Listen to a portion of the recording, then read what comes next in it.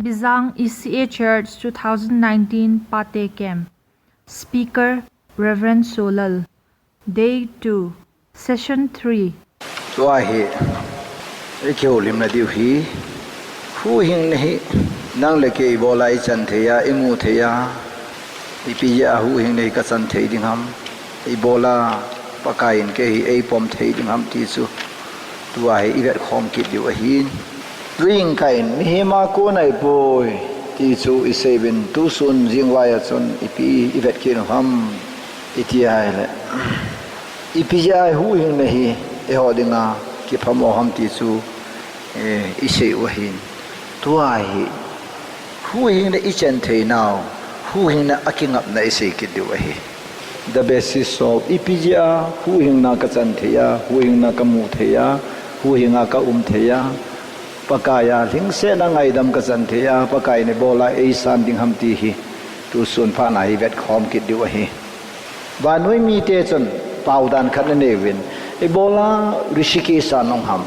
ebola tui khangden anongham ebola sung phunga mong phung ko ma khona chia e hamna te na mo so na se chu Huhhingna hola ka chi e Huhhingna call I'm seeking na I'm looking after salvation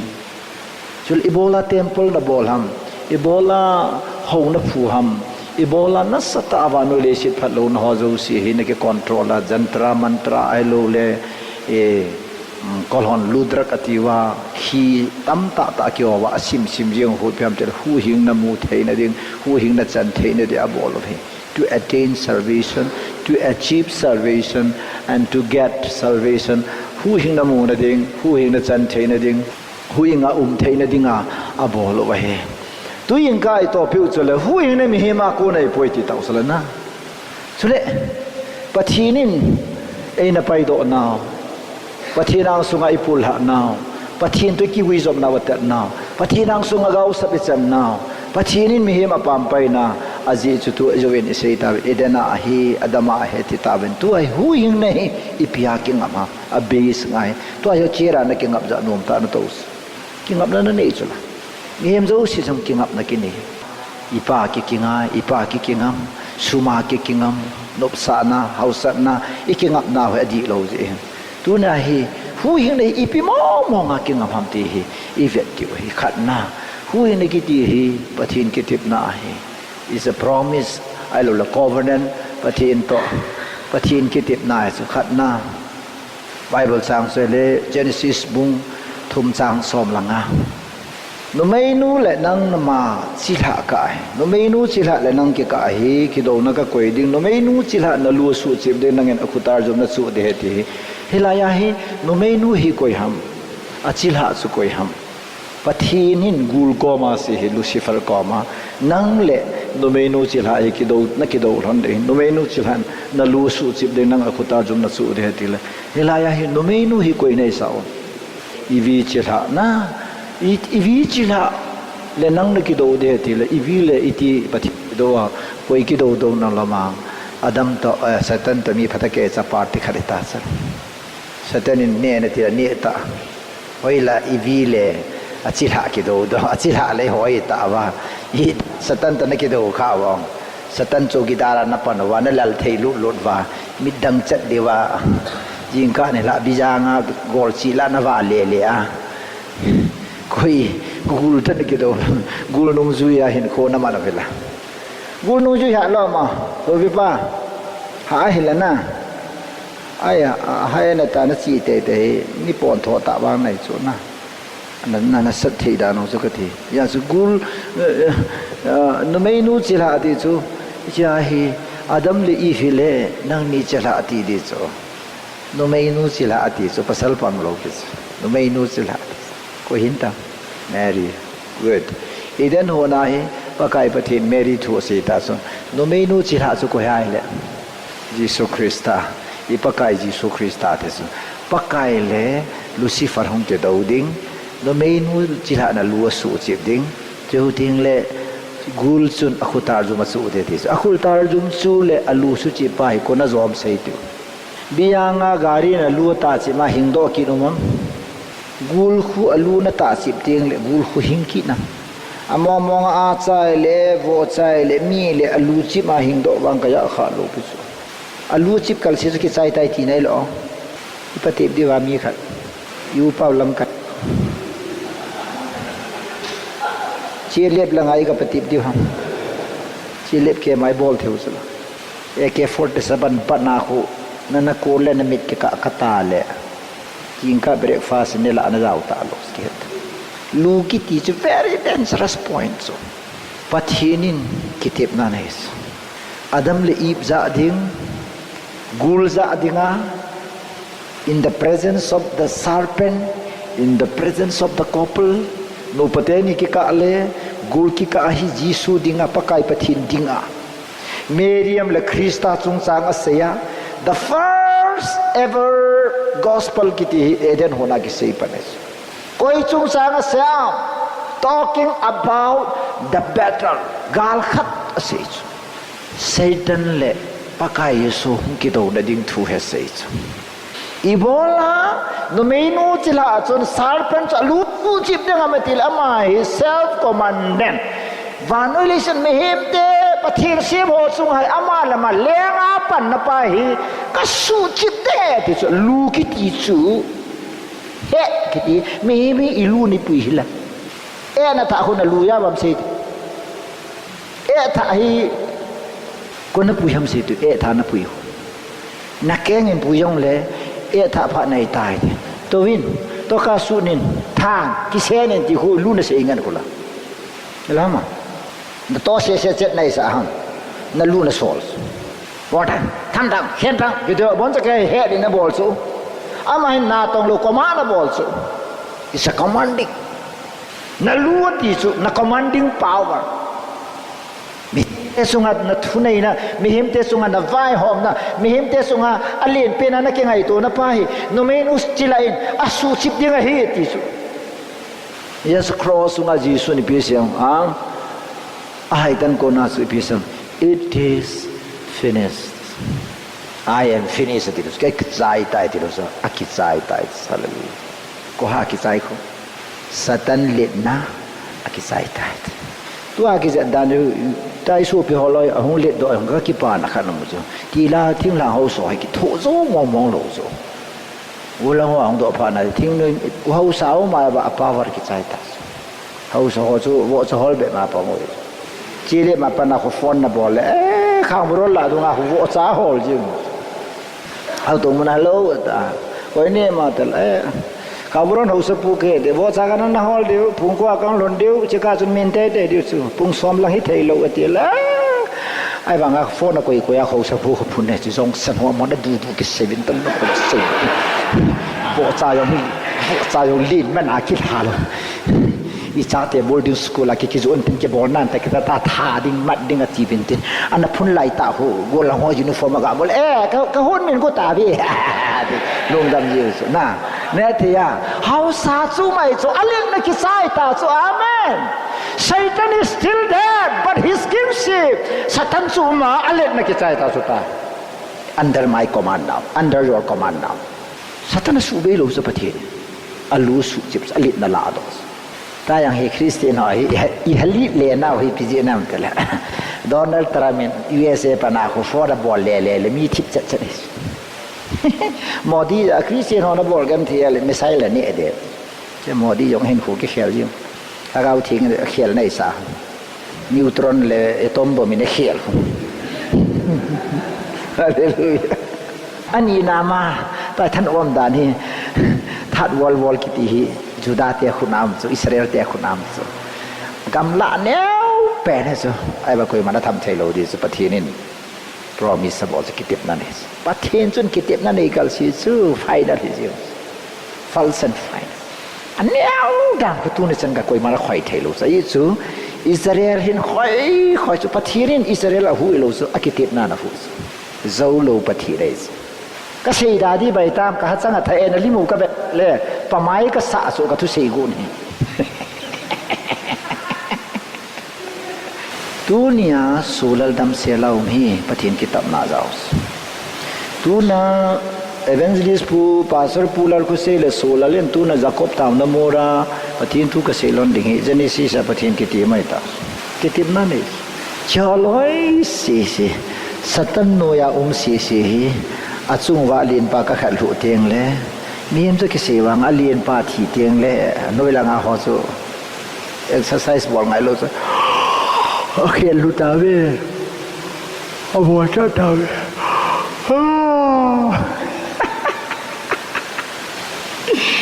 kan tamil ho film ka vet nom da khodang lo chu ben ho la sa bol na ho lu ta chim da cha pa ka le film star kai nom ji so last ga khan ga di yong leng ji gari len ki sanmal khan de de chon gari aga la achunga to kit na la wow pate ta warนี่ใส่กอล์ฟฟิล์มก็แบบเตียงเลยกันนะกันลุงข้ามมองเราใส่ยี่สุลาสลันบอลนั่นเด็กฟูกาเฮดสุกันลุงจิ้มโลเบ็ดป้าบุญขายงเละหน้าที่ไก่เด็ดดูทรงเละซาบเตฟิล์มตะบังเราสุกอล์ฟฟิล์มสุอัดใจน่าหูเฮโรปันเบ็ดดูสิอัดใจทูจ้าหูกันลุงอาหอยลุงกิมจีวิตเดนูเบ็ดคนเฮโรปาบอกนะวังกับเวจูไปเทียบตาหุ่นที่เป็นโลไลจุfilm sao na lai chu last lang la na ve ta an bol tho dis atanga south india hero khat a ko na gong na kei bonga ko na gong sa pa ki me yong le ki me ten ding khat kon sa pa tha ho abe le anu vai chu la amit kang me si pa na mo tan ne wa ne ya alin ho tha ho ma sa lin ho ata tu le kha loi ta mi chu dunia hina pin tha lo zia satan hinang nasu le hizo satan hi chon shot a het lo ya aleng pa wa anu zui thu ya anung zui the de lo so cross apakai alit na alal nasu mangtas jisun it is finished thu ta za ka se aki sai das tu chunga zonu pi khat phoi ta sa ka pho sa ka lunga lalpa satan thil bol thei na aku ni na tiala atau sai jo ko ma ka si bolai ta chuna tau jin he lo na tau da jing lai satan thil bol thei ka ngai nu me ka ti a bol thei na le ji sun bo cha sunga no di to mia ko na no do ti te ji su ang le la pa na ti lo hi pata ta lu mo la mo ga ena ni ta lo a chi na ko thil ho ko jam ji hallelujah amen a chi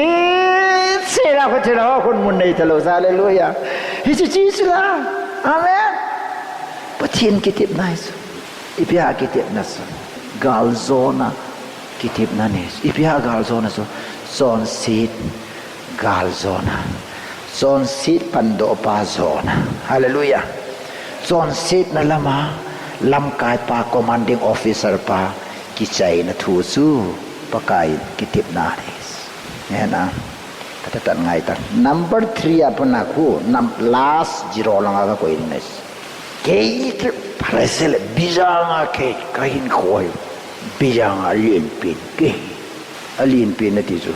satanin bijang ka chogidar pai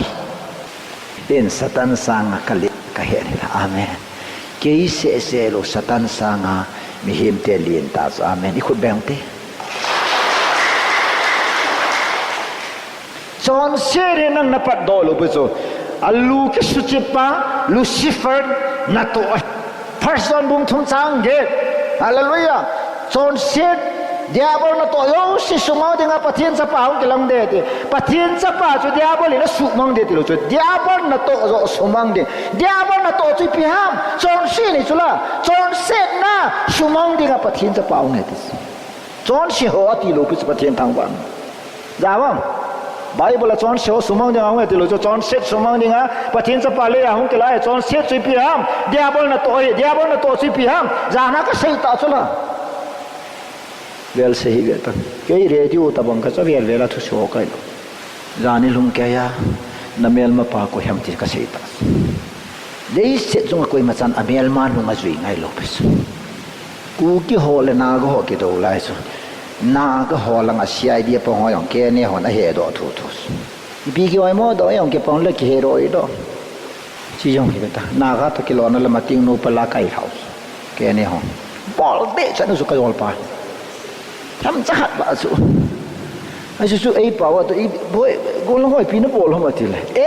chai dia pa nge e ho pa wa thieng sa de ti ki do su tiếng nô pal ke si si ho ne hi le ke ne ho na he ro sa we su ka yol pa hi amin ha ko ta na ga to ke na ga to ki lo mai mai ka yol pa hi ne di cha ni su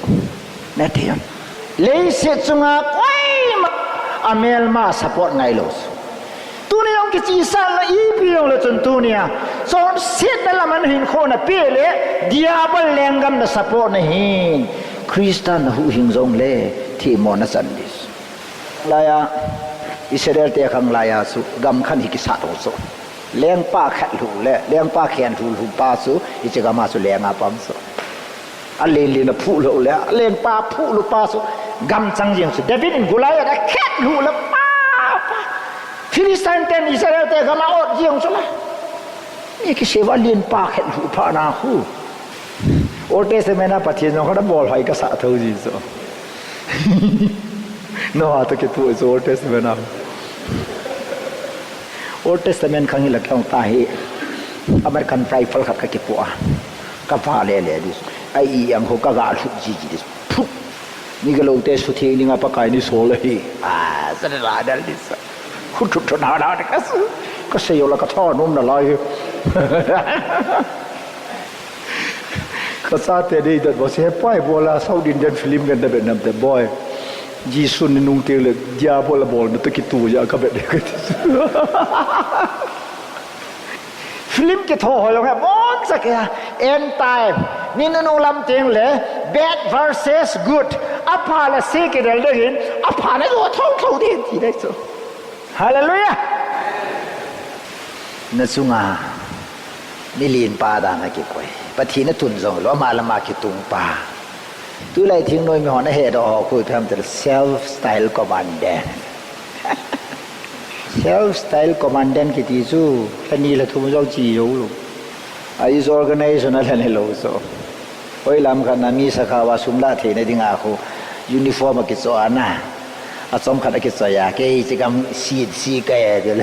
ata ta ho nan za do phat ba ni la la ngom te he amen lấy sự riêng hả không organize na pan salo cho mình là hè đó ai là pathin pan salo Lucifer cho nên iti vai hom thei đam cái gì sao hallelujah hết gì à khu pathin nên cái tiệm này nè Adam le Eve lung tông lo din lung im lo ni in cái chỗ xây lo cái nè nè đi lên na chỉ những cái tin cái lung cái hell lo đi mi im cái bôi cái pathin cái anyway I will let you go trong chặt bang Lucifer noya nam đây ta mi noya umi ha am ha lo ham ka noya nam to mi noya nam hi ichan ge difference am ti zo pathi nin som khata koi do ta Israel tiang phata se ngai lo pau le milim ho noya koi ji Babylon a koi izi ma ko Abraham in khat be se azinu kanau nu heta zo se ya pathin thu apal khe ja izi mi te noya 430 years slavery zo Mosi pathin da sola kum zali le kum som thum zo pathin kitang ta himnei ta an pui do sa Israel te pui do ne dinga Egypt mi te ki bol na ko cha pa ka he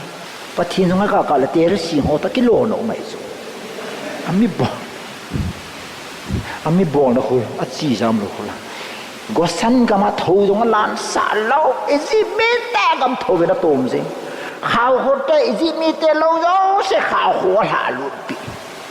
Gosan ka Israel te che no la khao ko nam si kha chang ba lo Egypt mi te tui ko yo se tisana so sa Gosan gam se asu tui thing ki mu Egypt gam se mo thim sa Gosan gam su wa api so Egypt pathin he pa ka ti wa he sa fa a se bo ka bi pi sang go ka ki pa so hallelujah Hichipathin solal pa pan bang Hichipathin na pa pan ni la ka tin na lit dan zo thu tha thai he ka ti pathin ki tem na sungai to ta long time back idan garden na pathin na sungwa achama kitong alubo apahi alu ka su chip det he chelaya su grammar a chol abol lo la ya ka su chip det ya to hi new testament ai pa na su ka su chip tai this hallelujah amen ju ki je dan ju power ki chai tas yu ho nu yong san nu power ki chai tas kam sub lang ka sil mera pai bi hon ei na kham wa ei scooter ka tol lai khama kho chek to gani ni saban kang bu ni o ei sun ni saban kang bu ni ei di loi na ban ni sa hai ba ma khai ni suban wa suban ka tilai ma hai ma chakhro ti ai zaman yu se kham wa kwa ne na la khai ni ne la talam ne na ke zon ni sa yo se ban ka tile o ja chakhro ti na koi mayam na to ba ma khai so ina ban ne ka dis meira pai bi da meira da kwai da gi a chau ba meira pai ba no pa do ne ka il ha yu jisu hi wa noi jo pas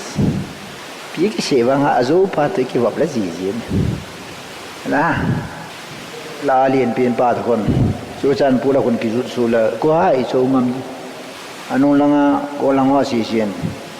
mei pum la hoi chi Saya udah kayak tilam ayo juga pelet kabi elo kau hakil itu. Pat. Mei tak kiri orang, alway tak kiri orang. Kapi thang lo kau macam nanti orang ke kilo nanti. Ahat mau tu kiri ke bab sang awak kan ya apa nak kiri kamu kicim kan hu kicim kan ya apa nak ahat mau kiti ke kiri bab pilo sek. Min tang te ho ke kiri bab pilo. Khusunga mi that ngam mi zep ngam koi ma chana lo na je het lo ho khu ka ki pop pis phai ko yong ka loi pa thang bang gui te pa so black bear so cha sa na ka khu cha pa ho le tang khu lo football ki pe hu ke ho ki ti na za dang lo so yam ta football i pe kha lo zong le angal pe mo pe de ke ho ki tip na chu a chung vum zep khui pe di het football long to ha ding ngal pe hoi de lo ai chu mi ko hota pa ho nel di so nga pe ta ye wa chu jungle boot ngai lo football boot ngai lo al ho kha chu avun ki tang haji thang mang la ho pu di chu sung jong ka suk ki lon na lai chu Stephen to thang de ko bol ma ga ma hung to a su chang ka suk nem de chu khu ta da su na a chang zo ho kol ji hi chu na salama bol chu na zu na che di chu salam mai ma yong zo haจะมีเบะจูนั่นมีนาอาศีนสินปันดีซาปาทั้งมาแล้วหูพุทธคำเกี่ยวกับพานาสุมาซากะว่าไงลำจอดกี่เหี่ยวยิงให้สุอีปีละหัดลังไงปานาละพาสก็สปาคนกี่กิโลนจินกรีดเก็ตกับหลอนเล่ออสเตรเลียองหัดเจปานเฮบออสเตรเลียลังก็กิจวนตายวอลก็มาให้กับนอนจะมาใส่จะไอ้ขณะอาร์เจนตินากับปันปีหลอนสูอาใจนะก็จะปากิจวนตายสูเฮปาเกฟรานซ์ลังกับปันได้ตายไอ้ชื่อฟรานซ์ว่าอันโจเทียปาราไฟนั่นหลงไก่ปานาจูนะฟรานซ์นั่นโจเดียปานาฟรานซ์ลังกิจวนสูก็จะโจละปังเอตบางพายเกอาร์เจนตินาคัมเดน่าไพรสังโลละปาคัมเดนิสูก็จะปากิอาหูกิจิมโจอีปีละจะปังตาเลียนตาอบอลที่อาหัดตัวอีกวกมาให้พาสุนะอุปาขัดกีตาอะไรนาวนี่เลยทุนกี่เขียนโดตาตู้เส้นกี่ยาไม่ปังalไม่เลยมวยดังลังนุ่มไม่ขัดเลี้ยให้เราขันนี่กุลังตุยสุนาไอเราเลยปังalขันนี่เราจังขันนี่ที่จะนุ่งกี่จุยเลยมองตัวนั้นสองเส้นน่ะบอลมกันที่สุดกันเลยดิพันฮันละก็ปังตัวอาเมนอีสุยงาละบอลที่หัวจุยตัวเสียดีเนี่ยเราอยู่เป้าเสียงาตัวก็แต่ละมอลนั่นเนี่ยรู้ดิแค่ละบอลเทบุก็หัวเลยแค่กันเนี่ยว่าปนักลูกกิจมอมีอย่างนี้อีฟอกเตะดึงมากันสามัญปักไก่มินินเขาจำแต่กินอาภาโปยก็ตีจิ sorry ในโลกนั้นนักเสกขา sorry ยังไงดำมัวที่ละมันรีบว่าเทเดียร์ยังไงดำมินิที่เลยลุมเล็บหอยยังไงดำ sorry ที่ละมันละชัดเทเดียร์อัลลอฮ์ในเจ้าเลยไอ้ว่ากันโน้ยสิเขาได้ทำข้าวกันสิเป็นนักใช้กิจอยู่กิจดานสุกิทีมา lấy sĩ na satan cha bon chính thei ta ki chip mai ibola nang na ki chip lam ka tis na ro ki chip sa Yesu he na ta sana huing pula lenga na ki sam to ka he Lucifer ko na sule nam nang na sule ta san na nei lo ho na sule le pathin ki tip na so amen. It's a promise of victory gal so na so amen. Akitip na so gal so na so no meno sila na luwa su chip da boy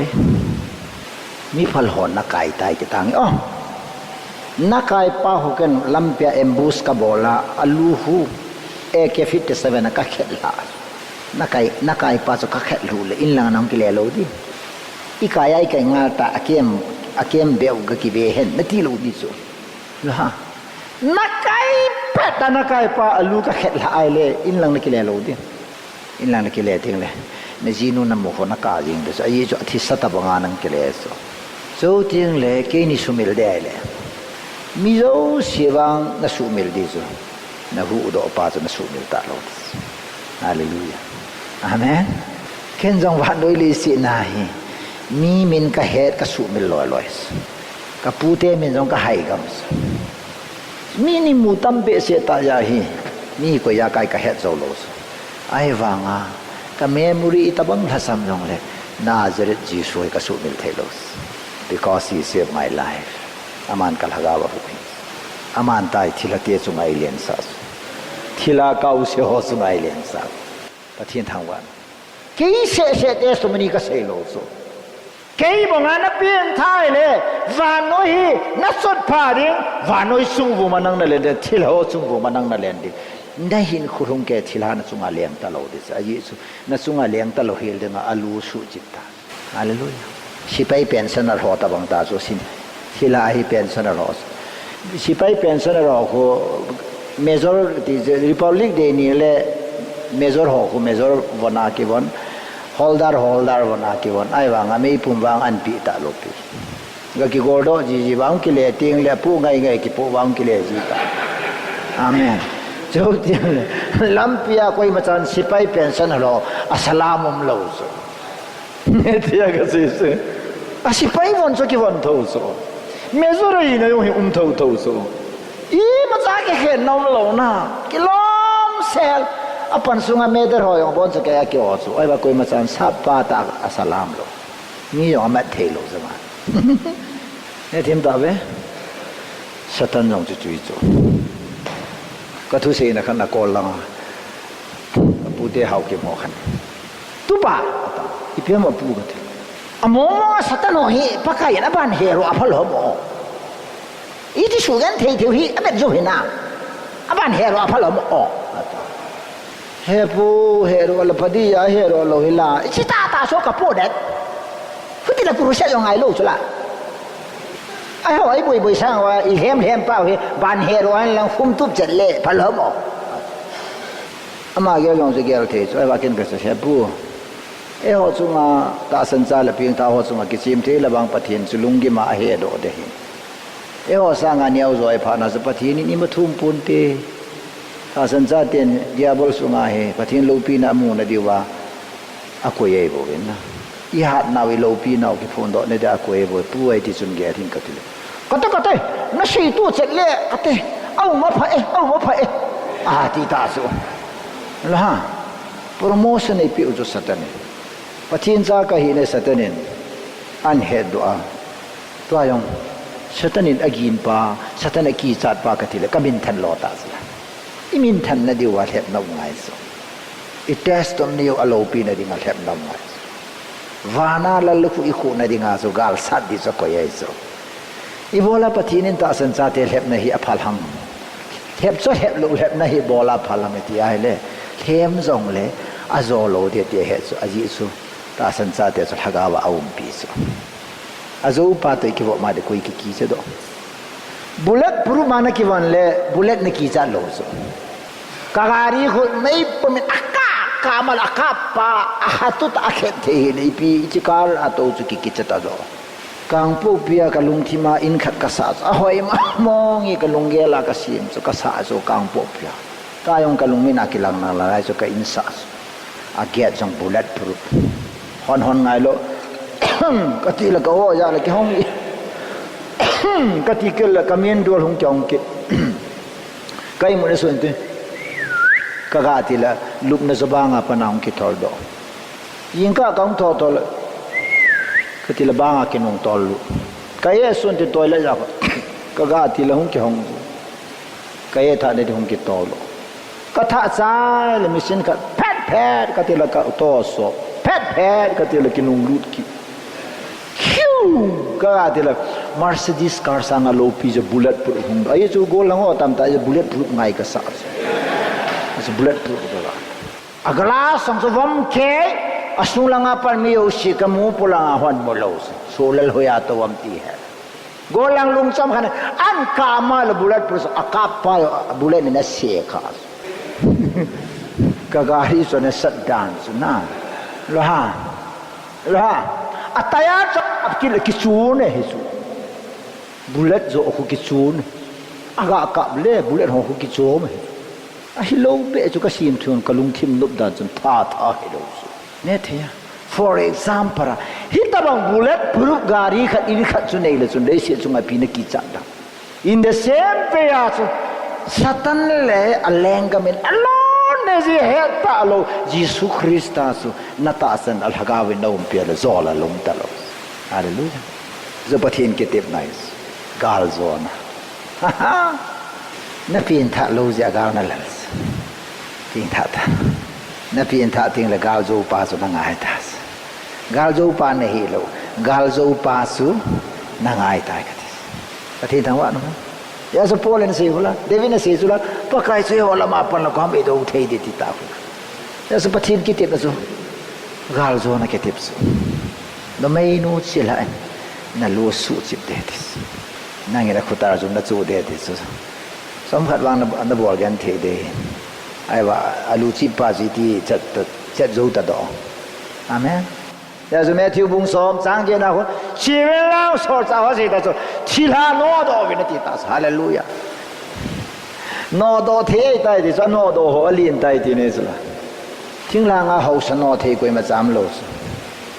non bang no the so na yu pa wen ipu pa wen ano the ite no dam je dan to ki to lo thing no me ding a su dan kan lo so government document kari su darkar leite ba certificate aadhar card nahi chahiye thing no me aadhar card jong card i ma sangai lo la athang se lo pe lo khwa lo ki do le ta lo le tribal welfare hong chang de nang ni chu na thal nga lam na jo te he ti lo hong chang te ta thu so ai ta ma ho so ai khulanga cheng nom lo ya na le tar pi the su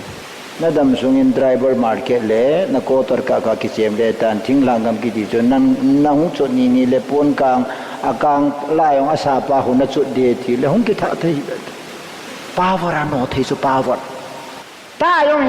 hi si power chi la no the na su ko ye pe ham ping tha ho yu si chang ai chu hallelujah ka u pa do i cho hi anu nga kha sapor me na hoi sa be se a do ya patata bola ne thei khani phuna sana ane sa chu no nga no jong ki pa ta taw ne ma he ti ne sai ke in i ma cha ti he ti chu ka u pa nahi chalta hai ti chu ma cha chal lo hai ti a do yong chu hai pan de dan ta chu na khan lo chu hallelujah ibol effect lo ham va no yo pa chu nu nga nu su nga cheng ta chu la hallelujah nunga imat salo zare do nunga silo khadi yo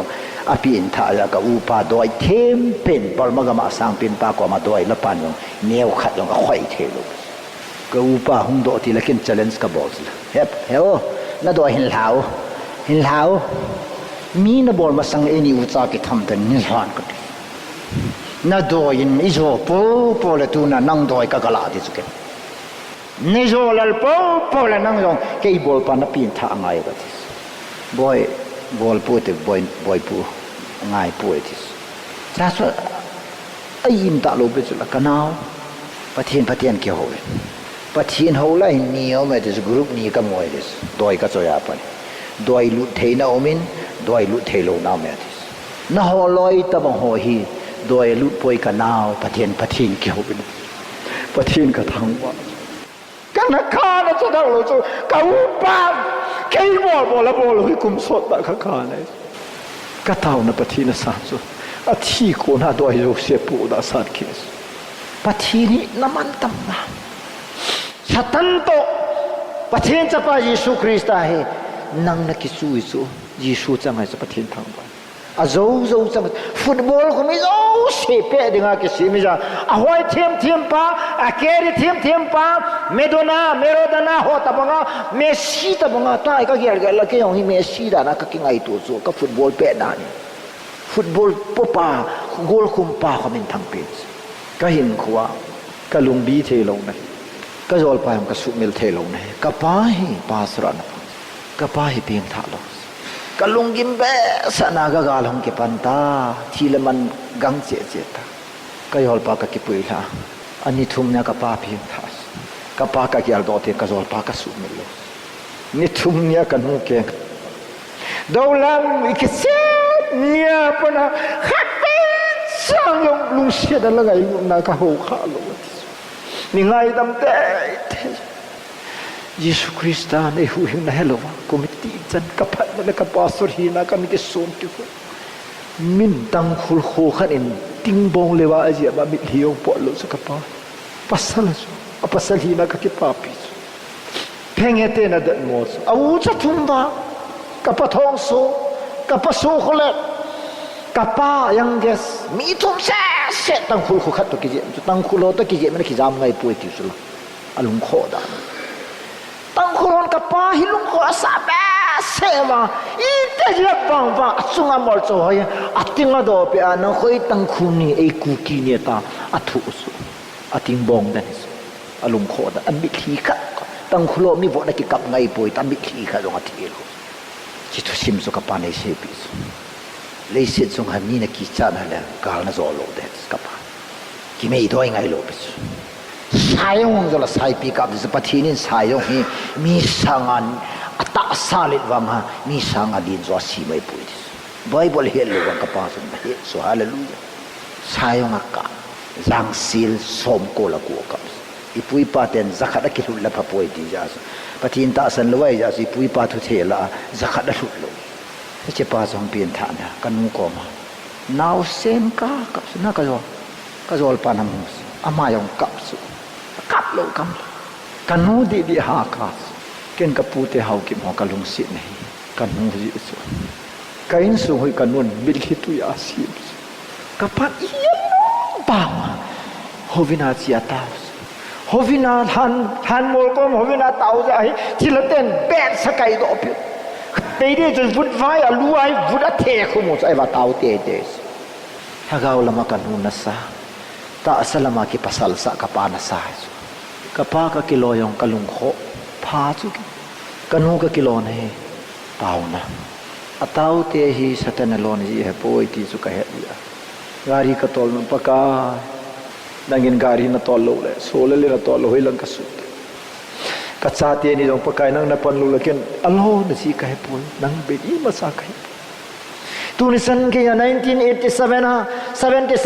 tui biang kursen ka pen tha na pana nangin nin puya wanole se tui sang le ni ale ka hungal kai thei pakai ki pa thu go ka sei je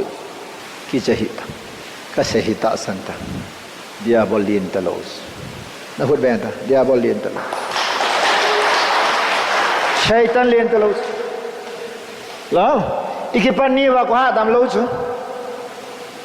quay ta lang quay phụ tin ta tiếng ta năng này lắm mà năng chỗ này mà ở thủ chú năng này chú na na về thủ lô tôi sẽ gì chú này doctor nó lo này là chú nó này tập bằng doctor ở khu nam lô medicine nam lô chú Giêsu am chú amen pastor Paul lấy luôn na ta mà cái hông á na sung á thằng áo phô cái phô na tham ta lô na tham lô này Giêsu thì sẽ na xịt cái cái practical ni cái Sholal tu ni chân cái Giêsu nó sụ dùng khá lô phát hiện tham I believe what I preach cái thứ sahih cái nông cái ta sẵn nothing is too difficult phát hiện này họ đang im mà hạ sao giang khai thằng belun bằng hindi hallelujah belun khu cái gì lô cho sunga hu em ja khu hui thắm thằng nó là leo yes na pa chalanin mong chunga mong phunga pansana belun dalham tak nang ni na thi masat asunga huyam chi belun le hello asunga hui pa mara lem pathin ki tem na chu hui hallelujah lucifer lokama panan hu doris na controller pa ya control tas na controller pa tur pa tas hallelujah ineu la ya iloi to ikina anoi la nga pa na ikhat khu kan talo ama chung la ngai su kan le to khari ki ma el me ki na lai cha ma ko ni ngai ta men ti te lo so cha na ding lam pium lo hi ni thari be e chau ki se te te ki pau te ni min la me ga tang ta ni se di do agara mal hing do thei ta lo pe tha ta tu sung na pe tha po po le Bijang gang te ve pai te ve chau ve zu ve number 4 ke jo now bender na sunga thu nei po po le evangelist tighter ka khel dis pathin ne sun la ju ka ngol zo poi kham na thei ka hai thei poi ko nei lam hisu na ta san ja shatan len lo he na su le thi chama taw na het ding khar su satan in na sapona satan na do ma satan nu na ju ya la na beta kalvria thipa ma he ni kho khate na thu ta na pam bis solale na sei pi ta lam ka sa ko ma kan kala sa pu leila kam mang cha ai de hi za nya su ka sei ta lam tu ni de za na 28 pathin register record sa tu ni khoi he ta ke ka thang tom ji su ni lam le na kam la ya ta e sola jong pul pina ge po la lu hang en ma tha ipi yong khom wa ipi yong khui ti ham sola hi lu ha ni ti la hai dam ti dhaga wa thili mu che ja ki pona ki se gal zona praise the lord ebola Huhhingna na thematile na chan thelo ding ya Jesus Christian gal na zo pis alu su chips golaya chu Israel te khang lai akitsalo sol de de chu ati ulin achuma kitsawal tas David in a lolata hallelujah ai chu David in bola lord ham David chu heart hilo so ata san na heart Israel te dinga that moment hi agal mancha alit dan that moment pathina dinga imachai poiti hallelujah pathina na zum sam David chu sung kang khat se se a chal pam ta se pathin tu shona sile sung kang in a se poi pathinin sung ala ta tho he tu chu chu la ki mutalo na ase hon la sei thim wa angol ho la ngol wa na chem zam ba ma na lol ka tan di ta san na sei chu nang chem sama mana lol ka ten chung lem ba chaten na sa ne di na lu hi ka khuna ka choi dis a sei cha bor chu chipana devin in gala zo phana Israel te hunglung so do ta devin na sanga za thenin shol na za za na thane ta shol in David abed datas gala zo je asu David bin thang pas yuna yang na kinong le ting zugal nan zo de sapalogar nan zori mo va gar nan zori cheu tin la mi hon ipi ti tam se pa jing pi ke lol le lam neu hol pa su ta ho ipi ti ta ma te oi pu so la le lo chang kha da la sa la khu ti ta ho ke yong ka min thang di na yo na min thang di pa ka yong min thang e ho thum i min thang di so ha le yel ta thôi gel to sẽ đã kích đi vô,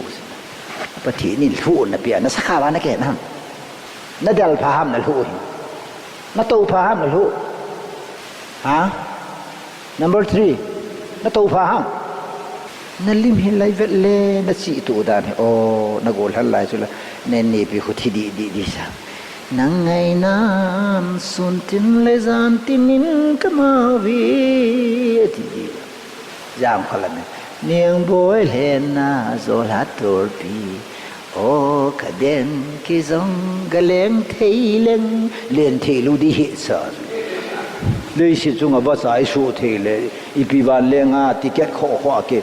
cả đó ai lâu ngân sự lấy sự chung ai bồi biểu và thiên lâu pi này đi nga rồi đây là cái gì là sát thím cái vàng khát cha cái sim lo cái là sát lại nó ngày khác lo rồi anh ngày lo rồi ni câu yêu đi cái rồi speaker ngày lo holo guitar ta sa ni ho MBC ka school no oi pu brother ti su oi pu ka ti brother na o fang he ti yu pathin lo pi de pathin oi pi su ni long lo ma tu ka se bang pathin o heo ne pi lo bu si ka ve nga lo ibola o ngai ne pi ha ku ki sa te pathin a lung se ja sola la o heo le pathin thui ki che ta za lo di ti ya clarity of voice pathin a pi su na ho ji hi ki su pathin sumelita kei ding hello pe no ho this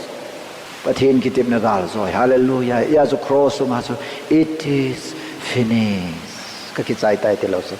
a ki chai ta ka lu hin jo satan me ki chai ta angol kai ya ha angol kai ya a sai wo angol kai ya nang ka su yi ha Jisu na lu su ti pa thu này le vai hom này lo pa nang gì đó dòng hình phong ama je na ji nun na ho na hi ka loi no tan nin ma yo sia su se na nu bo ki na asa mi tat tu ama zan na min si di la min ni piam ga si di boy ha bi thin khulal ka de ni min lon ma gi pangkit ka than si wa yin alal be chu jaw da le ka tin e ne min yo thin khulal hi ki na lai fa wa na pian tha lawang na min na ke koi dan de khuti lo le gang ta na khel dis na in khu na khel lo wa le ngol khulal wa khulal hang mo khulal na le pin yam hugin na nga wang chu ki tu na pathina kuna na jam ya yam hugin ti ki tu na hallelujah ta yam hugin chi pi dam je le satana ko na hong jam do pa nei dis hallelujah pathin thang wan khu bel te satana ko na India tu cuma Pakistan te sakhawa ko na hong do pa abinandan chu ichan ga India te ne ke pa phem ahong jam do thei ji so ahong ke le ki thei ji so homecoming in langan zo ja chu chu yan ke pa so la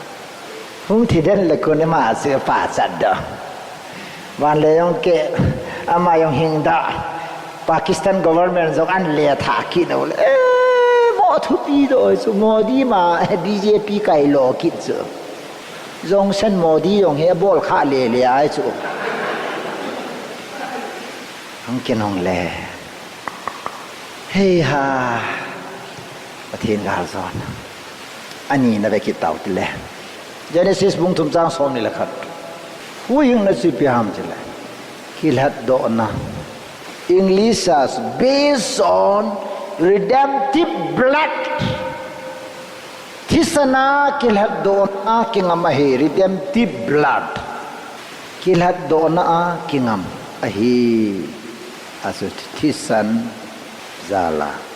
numei nu le adam chun amasa chu thei chang na akhi khu tham san thei chang na le savun chu hoi chu phazo ham se ki savun he ya lung thima na gyal ting le savun na kya le no basula na thojong thota lumjong ta ling la khawi jong su e zo ta lo na elo mo ta yong leather ki ti zo se man ta mahila ka keng ko yong leather ja man tam leather jacket man tam police apang ei mi ho kha se so ei mi go lang ho kam noi ba go lang ho angol thei da no ti so thing no mi hi mi na he thei na ding leather jacket ngana ki so ve mid be avom thiman ki be a leather jacket khu an ale do nga he ti lo ka ba he thu the he ti đó bằng he ita bang ta bang mấy lo cho giòn chỉ kín ta rồi thiên nuôi mẹ bằng dâu xì hiền kulta na ngô pui na giàu tiếng ta bằng kulta ai lâu là suit necktie ball vin even na là gentleman hin mà đó thì chỉ khát giàu mẹ thì số chứ là document là thì là government office to related thì lo ho cái po vin thiên nuôi mình lang letter head cái thì ho EPP gin mo thì mo số cái lo vậy gì nghe thì số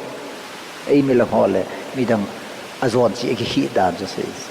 các hạ sinh nó pin tâm mình leather jacket ason đàn cho cái amasa cho thấy chẳng na he amani lunga pinga amani lung phu na bol ya tua va he le pakai pathen ama thei isiteni ra mo khu na dinga su kel ngoi no vunan choi ta su to clothe them amani api etis hallelujah pathen thang wan history pham dele idan ho na thisan so masat pensu kel ngoi no kitana avun kila adam le ip za na nei ta pathin ama khut ta adam le ip chu pon cho silpi hi pathin thang wa hen pon api pon silpi sangkhol api kiti hi is a demonstration of love ngai lut na chung nung versa na hi inu te nong ineula ya sangkhol ya api a to ka ya api ai ho no tu na jan ka ku ki te ni chi pi hi mi a chon ni amo ni ting le sai pi khu pi silpi hi za bol na le lung se na le ngai lut na versa na hi lo ha a to thang na ha musin na pon ki silpi hi za bol na sulo pi na pa chat na ki pa pi na ngai lut na I phon do na hi sula cái ông hi cái thu sia pana sai pi khu mấy cái silpi hi mi pi son hi lang almera som tabang dol te hi ne na ne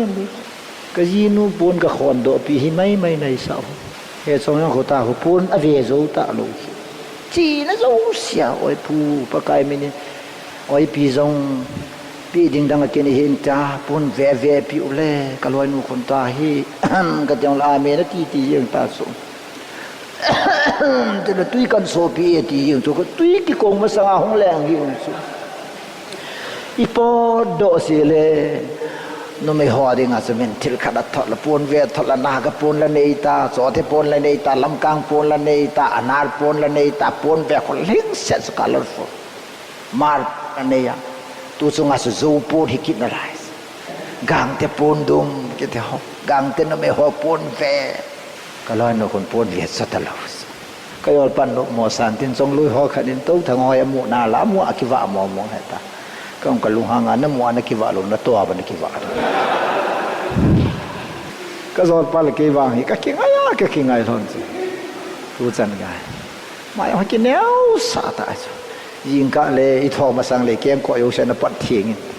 ka ki hon na zo lo na ki neu sa da ni ki da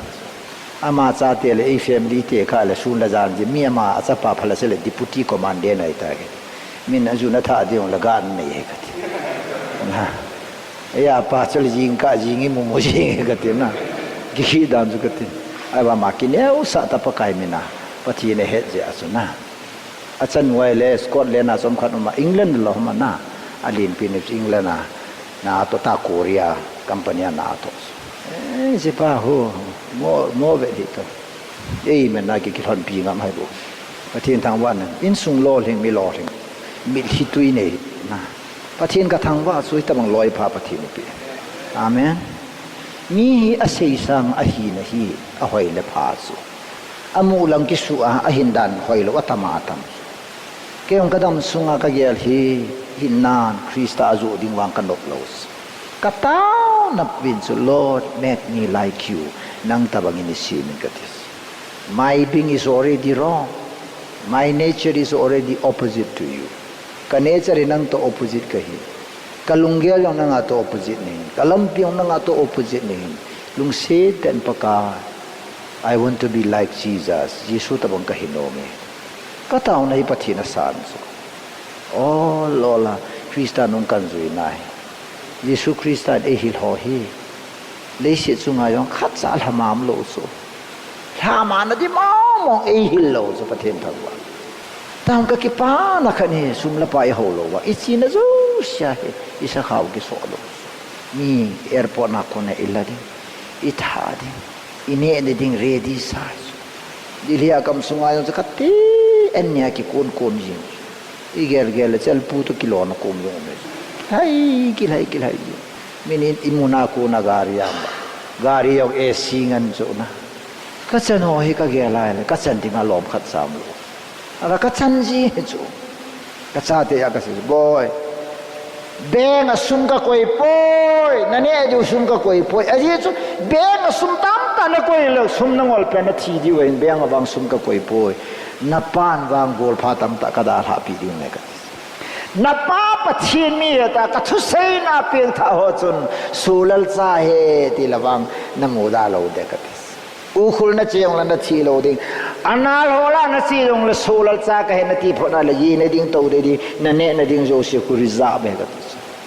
tameng lo na chi le o sa sulal ki ma sa ni ti le na lun na ding kho ta lo nang na boi pi ta lo min na boi pi de ka ti che wang su beng sang na so jo balance ka koi pi ka cha te ka vi ka cha pan yau pa hon san di la lam ka ho la in zuin tin ka loi nu thi the ho chu ka ti wo bo ete la mi ka loi ho na mu la mi thi the ba sa kha wa sum het pi la mi cha pang chu ka lang a boi pi ha sum lang yo kho boi pi he pa sa kha wa ni adol te he pa i lo da ma e pa wa he lo chu ka wang pha chu ni el sin da sum da nga ka chi bang hon chu ka ti ka no lo na chu a sum chu ka si mai la sang som lingai chu cha chi pi sa he pa tu kal na ga la na chi pu pa la ke ni pui ji o ti income hoi tim da he chu ni pui ji na ti chu sa pang yin tin ngai dam na alung tim so si lo chu just innocent chu ni chi a sa ve la ka pui ta lo chu ka ji nu thi ja mi nei lung si na ei ngai lu na ka cha chu nga min he ta banga sum api ka cha pa chu sumi na su se ke de so kanung pui ta lo he la chu pocket money yong ka pi lo anu to cheng som chung ki ti tu chang ga ka pi lam lo ka cha pa ka se boy na du nen ka ti ni chu na sit pan di mai ka lung se da tu na som khat chung na sa khawa ki heng lo de tu chan ga kum som lo mi ta cheng som wal ka pi lam lo ki mu da he lo pi pathin ki nga yin ti nai ka zol pa hi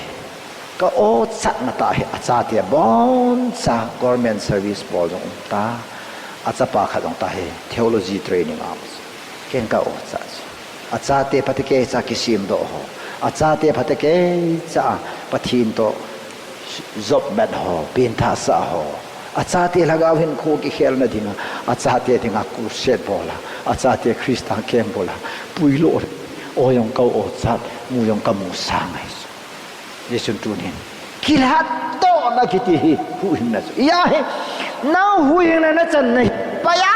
bai lo wa chu hat do na ngai chu cho do na ngai chu redemption kiti theological ta bai se la episium redeeming kiti pam dal bought back le so do revelation bunga chang ko kha la chu episium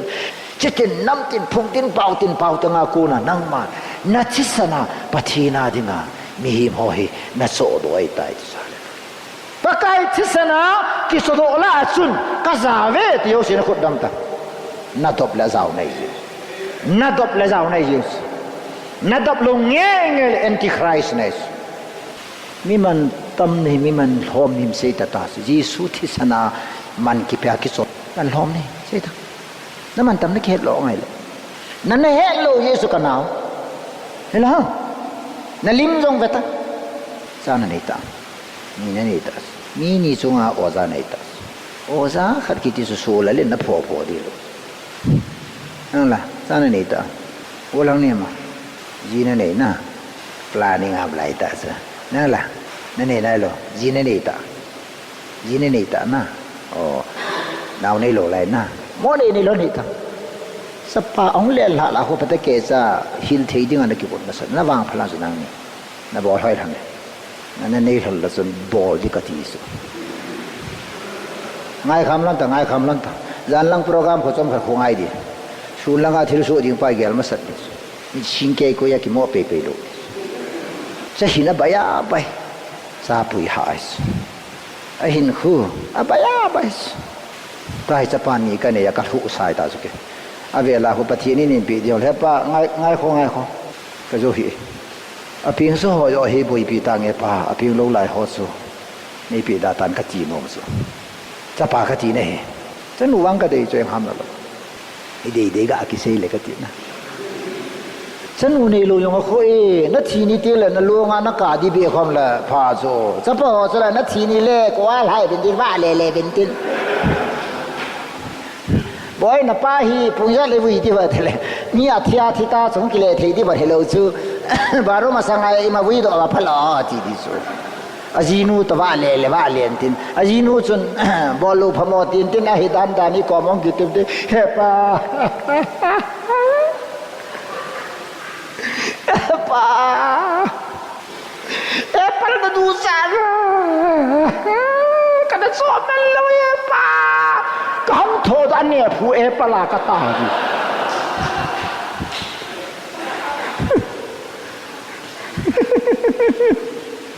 họ sẽ mi chi tiền lấy cái cảm nhận thì Adam là ibol lâu yêu siêu cái ghẻ đó anh tin cái pa lâu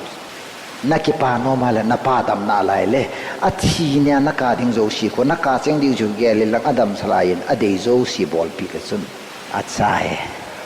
kanu là sẽ lâu ra cái sun kapala selo sa kasuma ka usala wahi pathin wang bo na ki sampi na ka chance kanu kalasit salo kapa kalasit salo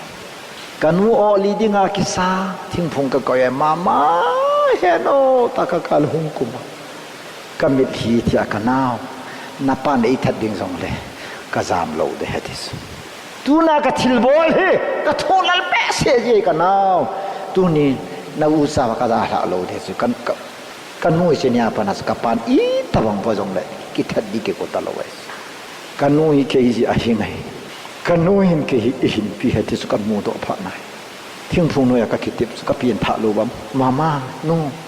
kalet chan ge ya ji ka ni chan ge ya kala si sa lo de ne ka tis namil hi kalon sa lo de ke isi ka tis ka pian tha lo wa nga kanu za la ke ka hin ho ke khel ma sa chu a pian tha kai lo ka hin ho ke khel ma sa kanu hi ke ji nga kanun ke hin pi he ti su ka he ta ya smore ka chi jong le ka koi ji ya te si ta sai wa nga bin ka chop di su mama ka ta kis ka bol chi ka koi ji lam pe jong nu hi ka koi ji ka khulai len pi su ka kisi lo su tu na kanung ge la a chi ku na mod bung program ka cancel ko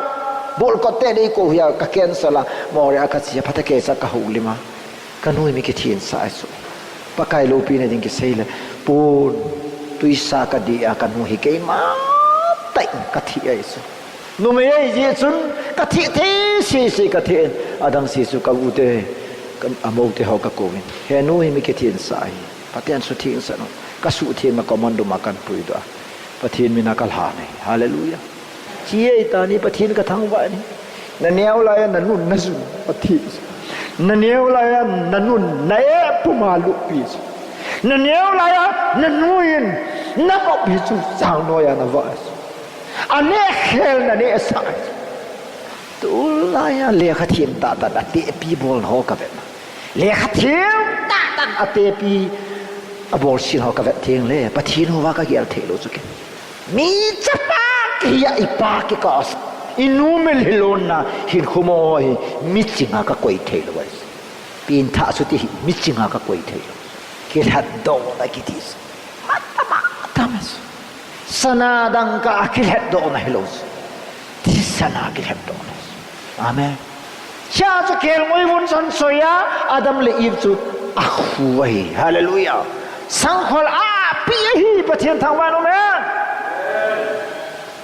ya su David na say chula pakai na chon sin angai dama a chon sin a khu khum pia pakai na chon sin na sim lo di ho cha anu no ma het amen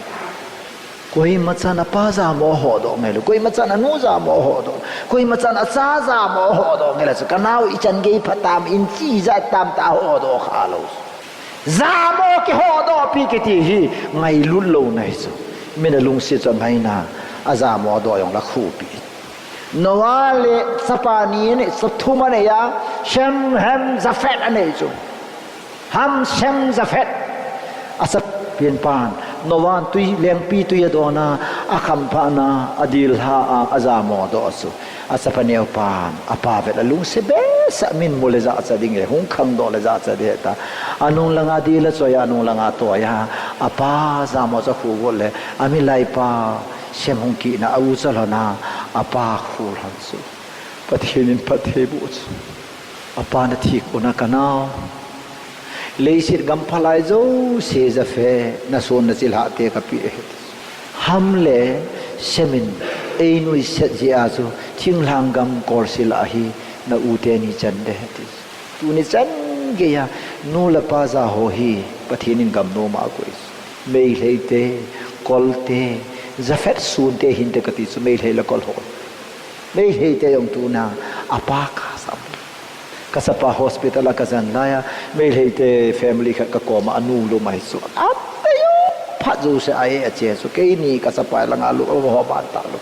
ai nam sangai nam le bu yong ka ni nom ta lo amo te hong in tin khat sang ana yong a simpo ve amo te ki chu ai so ka bi khilo ngai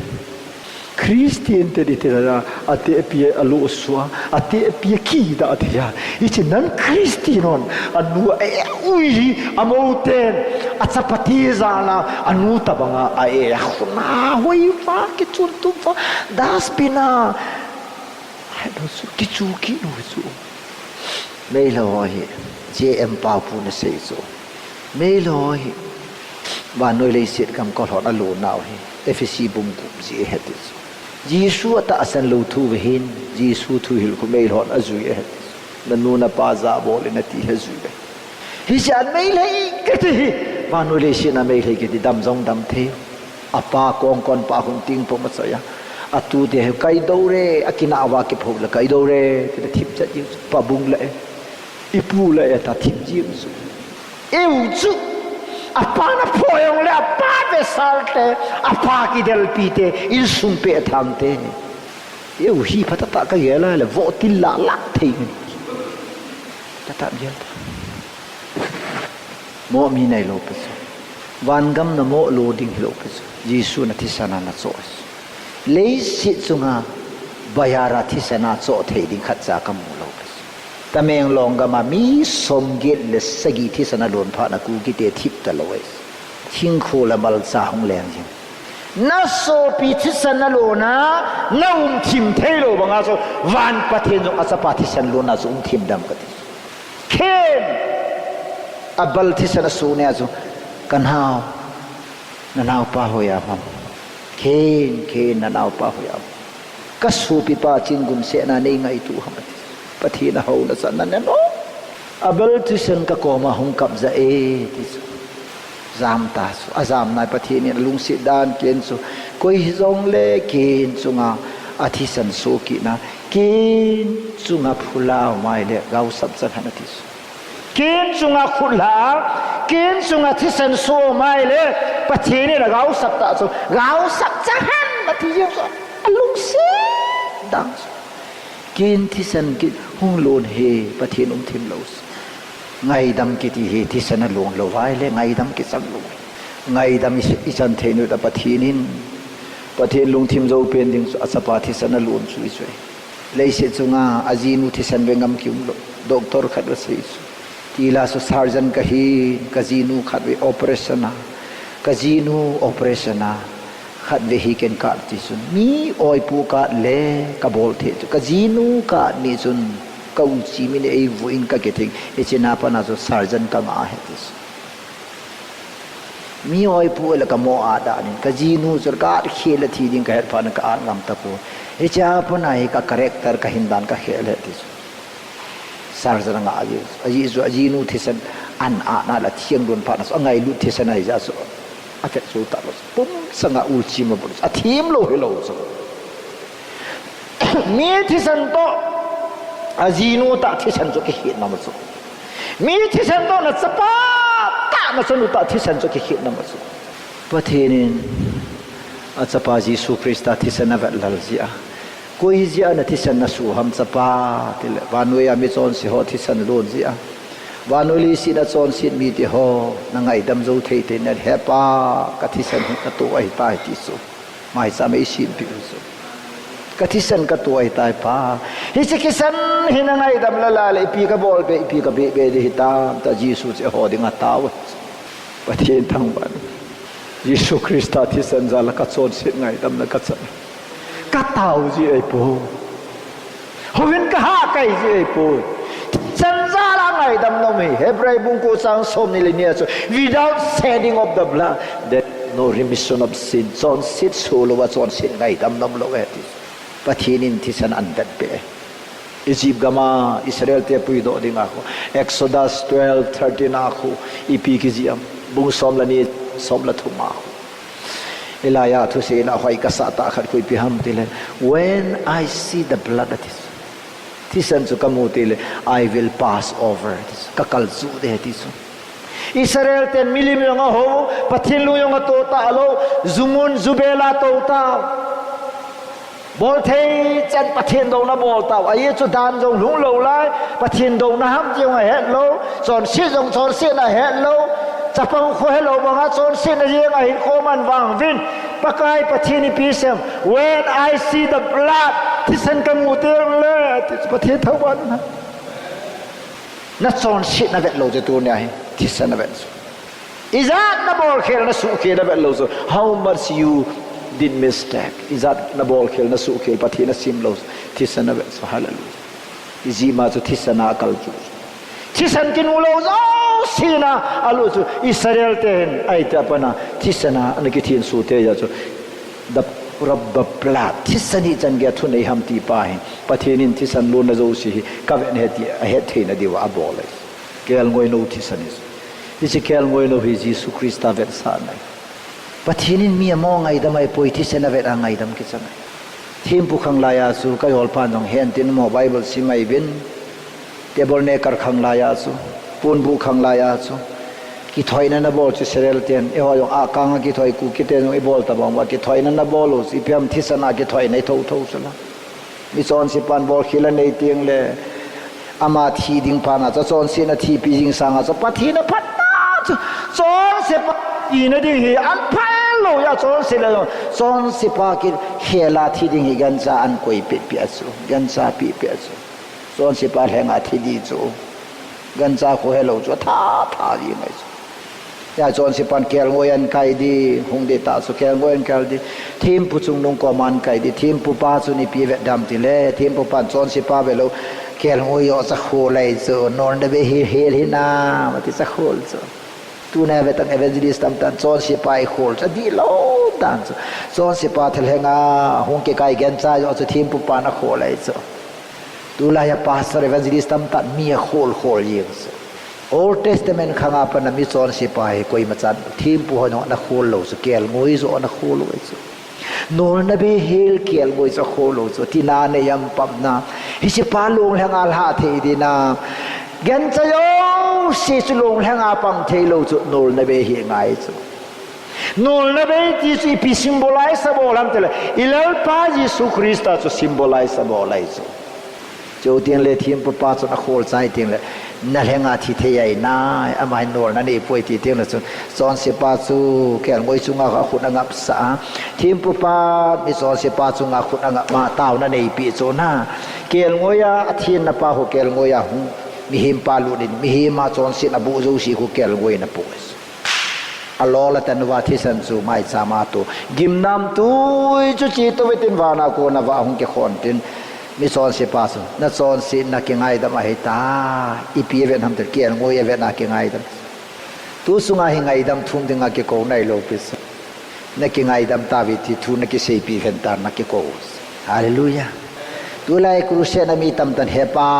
ka chon si da nei ngai da zu ka do ni kam da thei tin se ka bon wi cha de ne lo le pi ne do chon sin de bol li pi na bol do ne he lu ja na bol su ne he no tin na bol do mi khat tui ku la leng ha hen lang i kai do no kun ka leng lut kin ki ti la leng lut de leng lut te lo ti su la khop se ta su ja su la sim pa nang pin ta ju wa ka chim ta ve thim ma hung ba en van va lo pi lấy xét pa hỏi dấu xe sang ra cha nang na hỏi dấu u tong giang to thiện giang các cái man chal hon na gal ku ki gal kho lai ta ke pa kam hat pa kam zau pa hin duty zo si ding te hi vitin pakai van tilin enga de vai ta kaum sung vai duty cancel au sapun hep oi pu hi che pi chu valbe se lo dham ti janu me bolang khalani be hi mi hongam ti signal pia angai po ui cho hom nai ka ti ki chu ke pa zana ta bangona ui chaung han pha na hi duty angai po ti ama hi akichama sapina ka ponai su sa kyong katau ta chumi ho chana le oi pu solal pathe mi pa na se ma thum pon ta ta ka thu sei ta sanam i ho chala thik chanai mu chu ke a sei pa hi mu ta lo kai chu katau ta che pa nei zum so ui cha hoi bola ham ham he pa yam ta na ka te hung jong la vo pathe nawan til te mu sain lang ka ti khu kang tau hi pi ka sei tam cha pa phachum thim pi ka sei do he som kha jo ui cha ho thim chat ta kem lom ta kai ni sagi wa lakhat de chat che ga ma chu kam lo nei na gon khat bai cha e su boi kha kaloi nun kaloi pa thi tan te ti lo gel ta tu ni kil hat do na ki ngam he ti khu redemption thi sana kil hat do na su hu hing na hi ki ngam he na taw na phat na thil phabola ki ngam ai pu ni pathinin nakal chu ai tai pathin gau sapna nakal pathin lunghan nakal chu Israel te hi milim jong ho taw a chon nau chabai de hi ki cheng pol le wai ta ne ai wangin pathin Israel te chon sit na be pu kel ngoi no thisan kot bula anu pa khawe da chu pathin when I see the blood thisan kamu teng le tai Jisun solal hi Jisu thisana ke chodo kai ya hi Jisu thisanan mo teng le solal chon sin ho zo si akal chu ta chu amen adon ta aloi chu amen thisan jala pathirin adon se ta lo ai le pi nei hu do ham de le thisani ni hu do Israel te chu chem za ma hu do lo so ta na hu do lo so kel moi nu thisari na hu do hi ta wanga kisi ta ka se pia ai ngai nei lawang solal ka phut ka ki so ma pilat ronga bye bye first korean bung thu gup chang sop in simti first korean na ho ti ko ho sin ham na ho na ya wam na ho lai na ho ati lai ka za ve te o sin ku dam ti na ho man ki pya ki so nai ve hallelujah hallelujah hallelujah oye puin karan nei so aman na so an ki pus ibola athu tha to la ma te la ma na ma ne pe so police na ma te lo ma cham lo aye cho acho na man a paper a che chang a receipt abo che ke cho ya motor vehicle register bola ka tor cho lo police koi ma sa na ma the lo cho nei pa kai kai cho la anei pa ti ka mo so the ma man ka pe je cho la tu na en anei pa so pathin chula nang nei pa ke nei pa so pathin chula itidana nei pa so them amana pe chula ipia man su pakai Yesu Krista maluta thisan so manai hallelujah natau ja ne ki sang lo bos natau ja na chum ja na ka ja ka dem lo milhiong ka dem lo lam yong ka dem lo iso ji chlo pisu na het chet ja reaction pa so ka pamai Huhhingna mu chet jana ka pom Huhhingna mu chet jana lam pom Huhhingna mu chet jana nui pom Huhhingna mu chet ja patake cha ki tup ta na yina cha hobe na chi pom Huhhingna mu chet ja patake cha pathin lung de an hin pom hin na ding an bol yu si chu hin na hilo second korean bunga chang som ni la khan sim ta eo khela de so eo khela chon sia simai ta tisu nang chon sin na pa chama na pu tas nang thi mo na chama na pu lo le nang na chi tisu substitute balls long han su pa kai su sola chi ngai ta lo sola la man tha ngai ta lo sola thi mo chan na sikin ke pathian am sunga vela thu ke tan ta lo chu ke khela Jesu Krista athu ke tan ta judge because of sin. The blameless sheep was hanged on the tree just by God. But he didn't throw tan ta so thi mo na nei lo pa se ho khel e ho chon sin na jo si chu chon sia ki sim lo wai le chon sin na pu thei lo dis e ho chon pha isu thei na di ama chu pathian chon pha nei chan thei na di dis tu na ne de he van gam kalu ni koi chon pha ja kalu dam ji Jesu Christa chon pha na van gam kalu di solal chon pha na he van gam kalal lu hu dis amen sunilum ke ka pen ga sunilum ke kadam sunga pathina ka to ga hi van gam kalu teng la bo phachom dis ain ga van gam kalo theina van go kalo theina ding wa he Jesu Christa wa ngais amen ama asu pathin chon phan ichan theini chon sin hello pass Paul in Jesus he described about so he knew no sin chon sin the poison he did no sin chon sin about Paul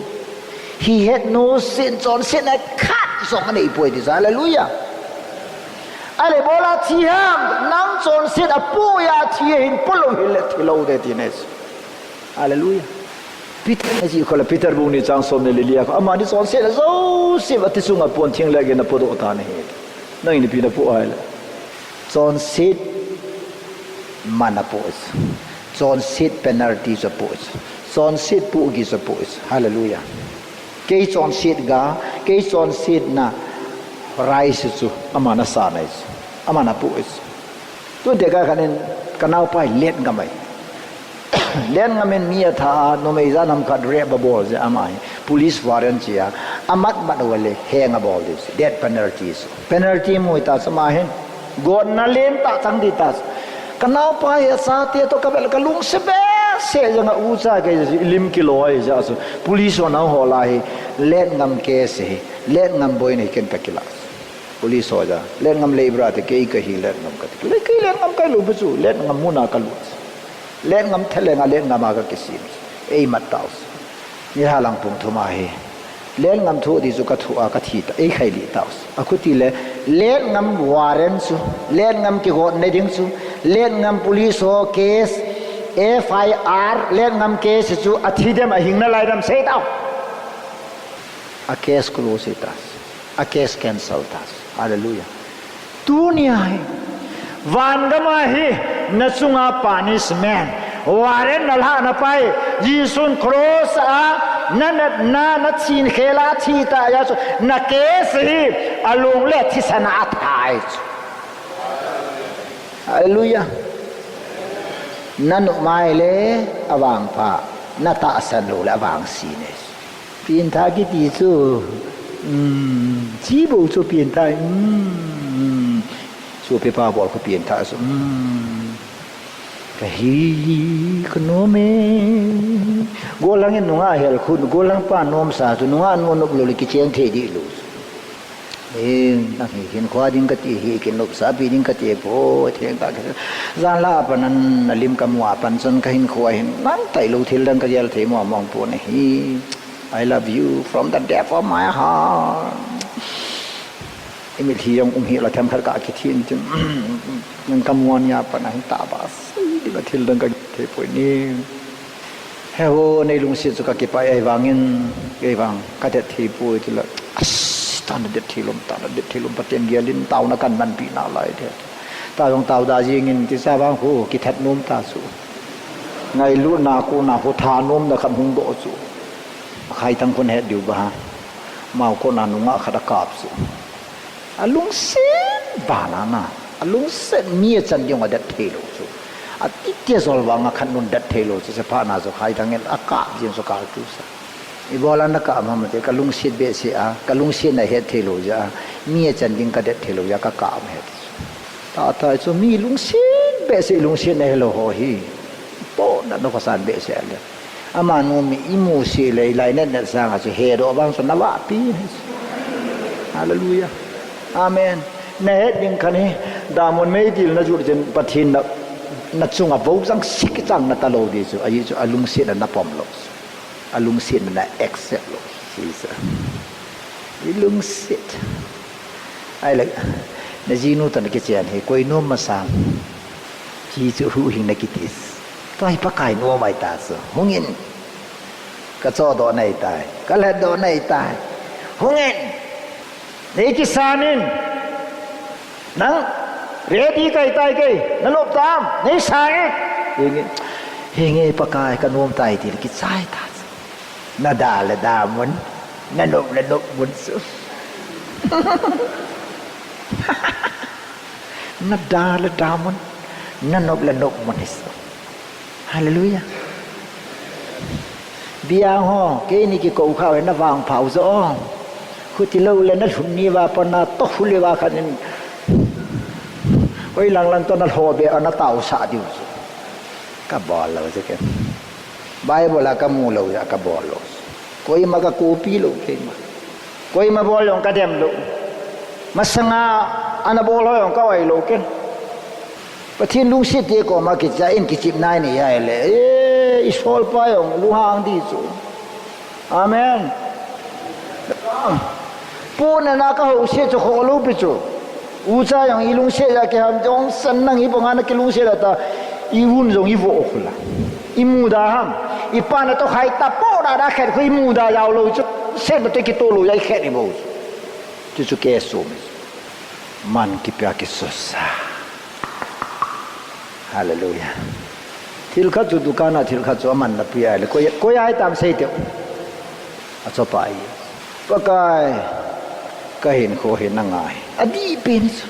pakai ka hin na ngai he di pen thu ki sei la di pen pakai ka hin ka lo yo se bo na ngai bo ve di pen pakai ku ki ga ma ti la cha ko ma khat ki ta le pakai nagan di pen so sam som ni le di na sei ko le isu asunga thila dim se na ke ko bon sa pakaya hai amen zala ka topic zuna gel ro na lai ba ko ya dinga kisim ni pathena da kisim ki to da sala na la ha asim pa no ma da sim a hu hing pa no ma da hu hing a chot pa no cho ma dinga cho ki to ta ka yo ka sayam di chat hallelujah ai ni u chai ki no to pola phai da chu ki chai hallelujah pathen thang wan toai pina sei tam pina bol gon ham pakai na ma ka he til anei pa thu thu sala ngai na ka gari ka so apana ke thu sala azu ho thu ma eastern motor in thu nem ka gari ne jinu chunga ko ko thu ne jinu chunga thu aya ko nang bang any time ma pi piang le na langa ho lung dong ke ditas no mo sai ba no me no ya thei lo khat se ka se meses ka hallelujah te ta wa no man hallelujah pathena na he ko ne se ha ken ka se lo pathena se so ai so mana pia a so ai ta ne pathin sa na hi ta ja so pathin sa to hi ki to a hin de ki cha hallelujah anei pa thu tu nya he pin tha ki de dang lo so pakai na thu ka hi na aji so na thisana na so do ai kai tan tu nya pana hi pakai ka ne he lo je he ka su ngai koi ma sa thu nei ding ka phal pol aman ling se la cho pa nang thu a he ki so de hallelujah na khut wo hallelujah na khut beng wo ama sa chu mi kharin thu pe pal ke ja chon se na ki su sa hin to a chu ji sun thu pe yo se ani na chon phana su sai tai min na su sa lo chu ji sun na su sai ya chu chon pha kai ta ya ke no chon sit ka bo ta lo i tai ter ta ki tu a ki hing su i min to ki tu a ki hing su chon pha kai ta ya chon sit chu ke yam ta chon sit ji mang ta chon sit thu nei ta lo solal chon pha ki sim the na dinga pakai su chon sia ki sima chon sin na zo se po thing le ge po do ama ki jep na maha su ke ki bodam na ta hallelujah amen to a hi na taw tin la paka kalagaw na hu hing ta ji na het masanga thi na het masanga hing nice khat ga sim boy kayo anop che na ding efisi bung ni chang khat birin ting min sex ai la yo wa su ipi ja thi mo yi ve ti ba mi khat ji a sana ipi bo le yo thu pe pal ke ja thi mo san zula na hallelujah to ai bola thi mi san hom sai to christian thu pe ni ja thi mi san ta zula na ale ta chu pisang son se le na thi mona wa na thi peta wa pathinin na hinsa wai tai this ko hinsa ibam se ta solalin na hinsa ham tu se pan hinsa ham pathinin na hinsa hallelujah ale pathin hinsa de cho hin lo le ko hing di ta ban gam su ko na lo da pathinin na hinsa ho hin ban gam su ko na lo da pathinin thi mo chen do ho lo this thi ma chen ho lo this hallelujah Ebola thêm na chan Giêsu vang Ebola gao samna ko na thêm na chan Giêsu vang hallelujah amen chon sen ngai dam Ebola na chan Giêsu Christ na thi sen tua thi sen na ngai dam na chan hallelujah thieng la ham thieng sat lam kai pu wang ka to mo na hoi na ka pura am ji ko la hallelujah pathian thang wan hon back som tu yong cha a hoi hallelujah amen tai ka gin mo ma so jing la kon biang ai pui su wa bo cha khana mo tha dam ti yong ka gin mo hallelujah pathian thang wan man mi him ki ti chu thu ta na za lo ye wa swa na pan su swa na pan ja na lung ne o chu to ai swa ko na Christian na he do ta ya na lung ne o ta lo dis ku set de ki kap ji ini nge ki ni yu chun ga ki si ti le van gam lu de ne ti na ki si lo pa na ki lu pon de ka pin tha hi chi bu ngai a ka bu man ngai ka bo la ka lu ta la ka e ni nge nang le nang na ki tha nang le nang na ki so hing ji to ai nang bol khat cha ka sei lo se pa kai ju sun na bol pi ngan ka sei pi so na wang pa hallelujah e hala sa pa kai nei sang in he pa nei sang te yin pa ka son se la ko ba ko ge pa ka nei sang Jong hing mol ki ti so Jong hing mol ala ta sa pakai ni san masanam e hon ni san pakai ni san masanam e hon ni san masanam se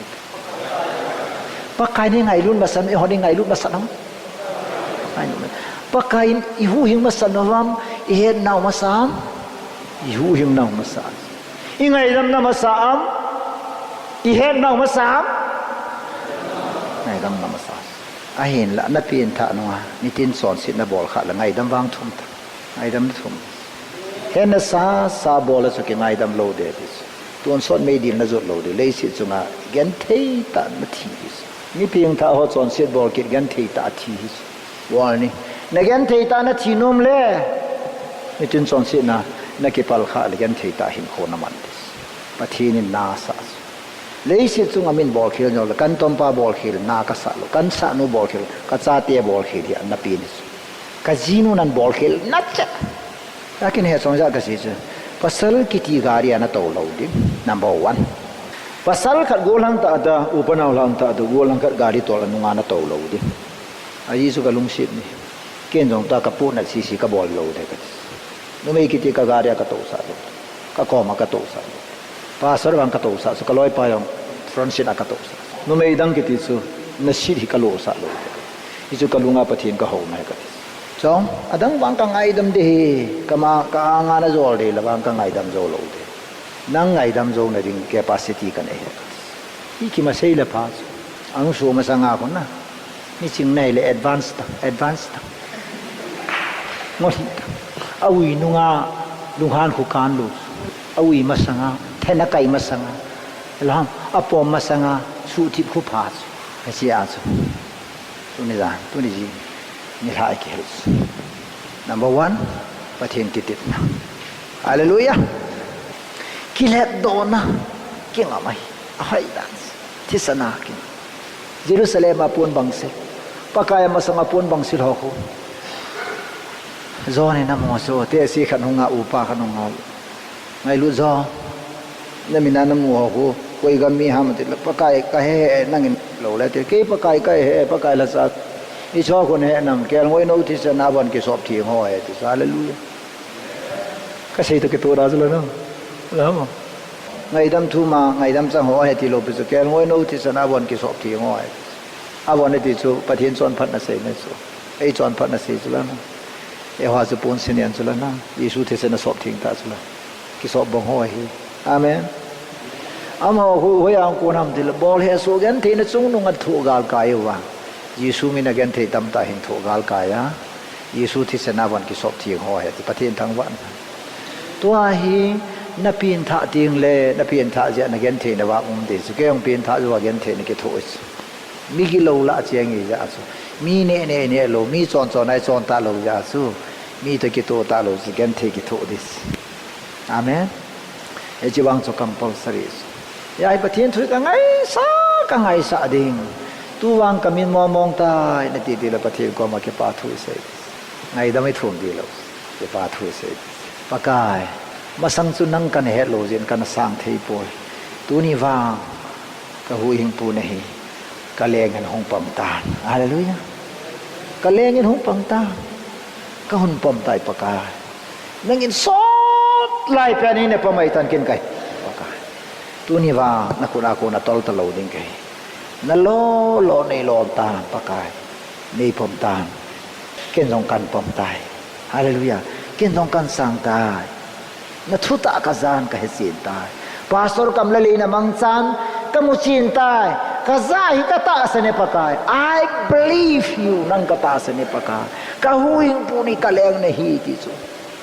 pakai na sana nang nasan lo lag boy di chu yisui nei tiang le cham lo wa ke chon phalian chon phasa sa piang kai lo chon si sa piang kai ba Yesu Krista ka nei nia pa 1977 na pulhun ngam ke ma ka ya wa pa nai tu ni chan gai pathiningอาทิตย์ทางวันโซลาไลติกิตายโซลาละสบายตายที่ทุนจะขาดลูกเปสุลานะกุมยาตัง77ทุกุมจันเก42 years อาทิตย์จะละโซลามินชิดจะหิเบตก็มินชิดมินชิดจงก็เห็นคนโซลามินชิดในดิ่งจงสอนหิเบตกับปะกายปามินชิดในดิ่งสอนหิเบตอีพิจอนพันนันจีสุนีพิจอนพันนักเนตัสปะกายปะเทียนจอนพันนักเนตัสชิมทูไปตลอดYesu ka vena lam ka zota Yesu ka vena hin kho kaman Yesu ka vena Yesu lam zor kho ka vena hin kho kaman ta nang zo nan man dita hallelujah tu so nga kem par jo se solar na ba la phata chu Yesu bang hi lo ke bi na ke bi ni kilo lo la phai ta hallelujah amen amen sei lang ni gal kai ki di nga to te kem ka chol tho ben naนี่ละเลยปอยนี่ก็ได้ละนาลายหินปอยนี่จะเสกดิ